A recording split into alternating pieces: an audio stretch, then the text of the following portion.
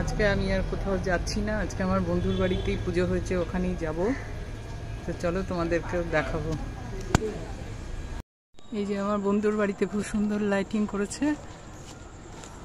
আজকে অক্ষয় তৃতীয়া উপলক্ষে খুব আনন্দ করলাম আমরা।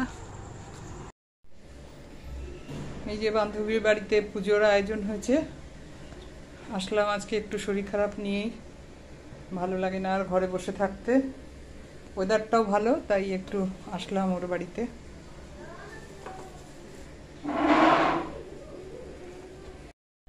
এই যে এখানে কাপড়ের দোকানেও অক্ষয় তৃতীয়া মানাচ্ছে, এখানেও সুন্দর করে সাজিয়েছে। আজকে সব দোকানে দোকানে সাজাবে সুন্দর করে।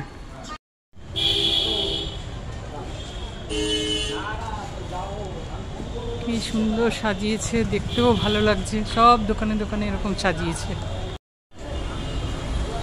এত সুন্দর সাজিয়েছে দেখবার মতো।